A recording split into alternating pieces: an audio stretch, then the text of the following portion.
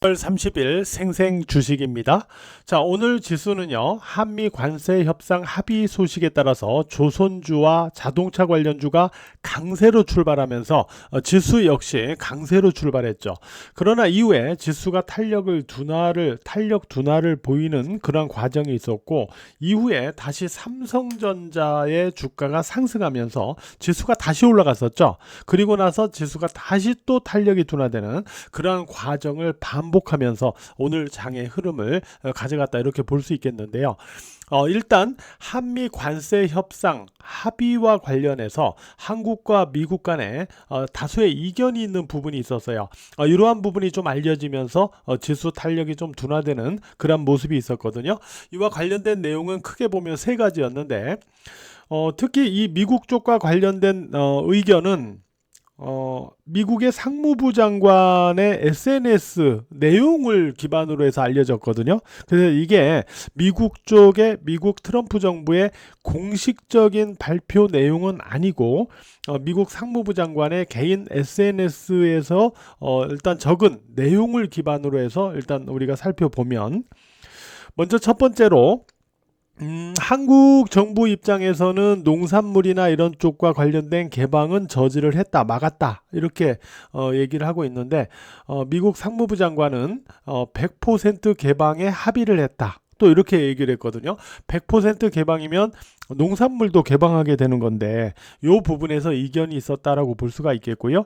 두 번째는 이번 합의에 반도체가 포함이 됐다라고 일단 한국 쪽에서는 이러한 시각으로 언급을 한 반면에, 미국 상무부 장관은 반도체는 이번 합의에서 포함되지 않았다라고 이렇게 얘기를 했어요.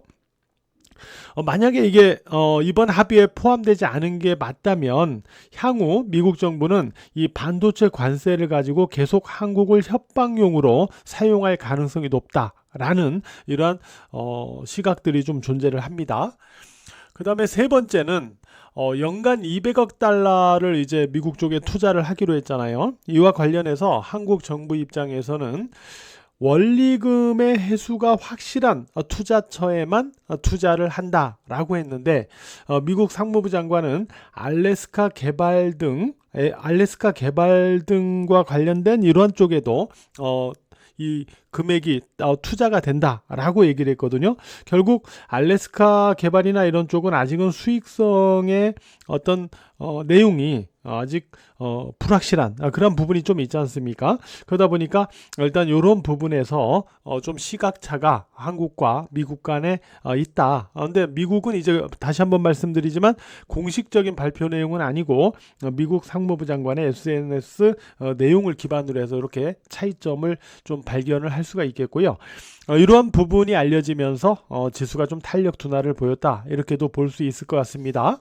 자, 한편 또 한 가지 이슈가 있었죠. 그게 뭐냐면 젠슨 황 엔비디아 CEO가 오늘 밤에 삼성전자 이재용 회장하고 현대차 정의선 회장하고 치맥 회동을 한다라는 내용이었어요.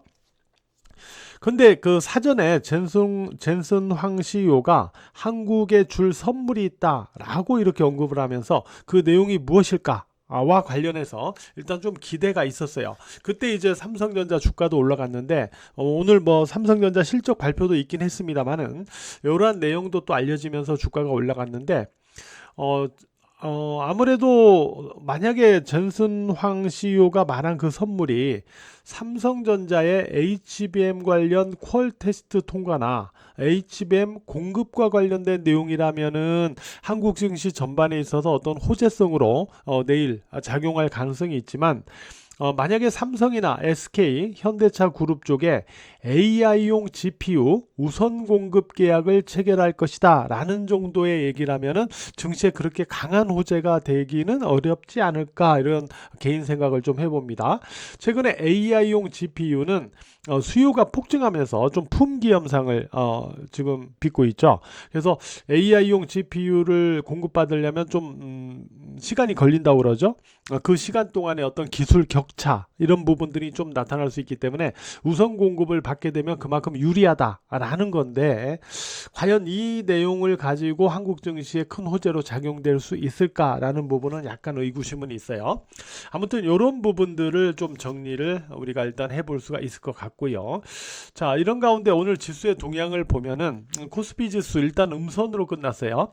여전히 5일 이평선 우위로 끝났기 때문에 이번에 상승 파동은 여전히 유효한 구간은 유지가 되고 있습니다.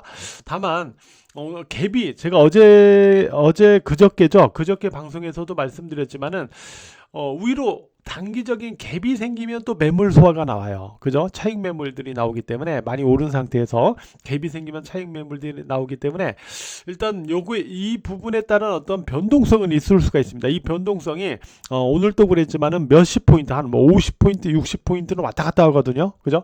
이러한 어떤 변동성은 있을 수 있어요. 다만 5일 이평선을 지지하면 이번 상승 파동이 아직 훼손된 건 아니다. 이렇게 좀 보시고 그런 가운데 위로 좀 이격이 생기면 좀 차익 매물이 나오면서 변동성이 생길 수 있다. 이런 어떤 관점을 병행해서 우리가 체크해 나갈 필요는 있지 않을까 이렇게 생각이 되고 오늘 코스피 지수는 사실 삼성전자의 영향을 제외한다면 하락 마감했다라고 보는 게 맞겠죠. 그 다음에 코스닥 지수는 오늘 5일 이평선 아래에서 끝났어요. 그래서 어제 오늘 계속 상대적으로 위축된 그러한 흐름을 보여주고 있는데 돌파했던 전고점이죠. 제가 초록색 선으로 표시한 이 자리는 지지를 하면서 다시 대반등으로 올라가는 게 유리하다라는 관점에서 그리고 코스닥 지수의 궁극적으로는 조정 눌림이 나타나도 언제든지 다시 대반등을 만들어갈 수 있는 패턴 기조는 여전히 유효하다라고 보고 있는데 다만 이 돌파했던 전고점을 하향하지 않고 그 위에서 대반등을 해 나가는 게 아무래도 좀 더 유리하겠죠. 이런 부분과 관련해서 후속 흐름을 확인해 나가자라고 말씀을 드리도록 할게요. 자, 그리고 종목과 관련해서는 삼성전자와 SK하이닉스 두 종목은 오늘 지수보다 좋았죠. 왜냐하면 5일 이평선 위에서 양봉 마감이잖아요. 지수가 음선 마감인데 얘는 삼성전자와 SK하이닉스는 양봉 마감이니까 오늘 이 두 종목은 상대적으로 우위의 흐름을 보였다라고 볼 수 있겠죠. 이 두 종목은 여전히 5일 이평선을 지지하면 계속 흐름이 살아있다라고 보는 게 맞을 것 같고요.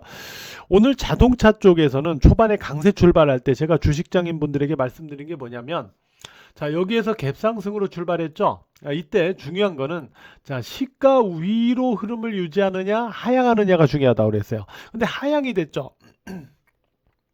하향이 됐죠. 하향이 됐다라는 거는 일단 강하려면 전고점을 갭으로 돌파했기 때문에 이 갭의 이 시가를 지키면서 양봉으로 일단 움직여 줬어야 돼요. 근데 아래로 움직이면서 탄력이 둔화되는 어떤 징후를 초반부터 바로 보여줬다라고 봐야 되고요. 또 하나의 어떤 기준점을 제가 봤던 게 뭐냐면 SL이었어요. SL이 그동안 이렇게 보시면은 흐름 자체가 그렇게 강하지 않았었거든요. 흐름이 그렇게 강하지 않았던 상태에서 자, 전고점이죠. 바로 여기입니다. 여기. 자, 여기를 넘겨서 출발했거든요. 넘겨서 출발했으면 여기를 깨지 않고 지지를 해줘야 돼요. 이렇게 이렇게 갭으로 넘겨서 출발하면 전고점을 여기를 깨지 않고 지지로 유지해주면 이건 추가로 올라갈 여지가 있어요. 근데 이걸 다시 하향해버린다 그러면 의미가 없는 거예요. 바로 이 부분을 우리가 주식장에서 장 초반에 체크했거든요. 그래서 결론적으로 이 과정을 보면서 자동차 쪽은 오늘 접근이 아니고 이건 확인이 필요하다.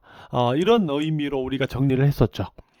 그리고 조선주는 HD 현대중공업이 역시 상승 출발했는데 역시 마찬가지예요. 시가 위로 움직였어야 돼요. 시가 아래로 움직이면 조선주도 일단 시가 하향하면 요 시점에서 조선주도 상승을 이용해서 추가로 물량을 좀 축소를 해줘야 된다. 이렇게 얘기했거든요.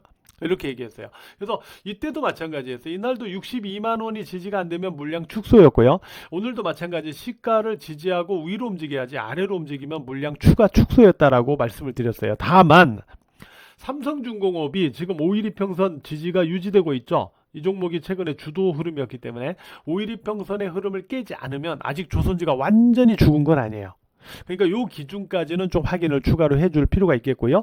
그 다음에 2차 전지는 오늘 보시면 LNF가 5일 이평선을 강하게 깨면서 내려가 버렸어요. 그죠? 그러면서 에코프로도 5일 이평선 깼고 LG에너지 솔루션도 5일 이평선 깼죠. 일단 5일 이평선을 회복을 하루 만에 해준다면, 내일 하루만 해준다면 괜찮아요. 그러나 그러지 못한다면 요쯤에서 탄력이 좀 둔화될 가능성이 있다. 이런 부분은 좀 염두하면서 대응할 필요가 있겠죠. 자, 이런 부분들 염두하셔가지고 내일 후속 흐름을 한번 체크를 해 나가 보도록 하겠습니다. 오늘 하루도 매매하시느라고 모두 고생 많으셨어요.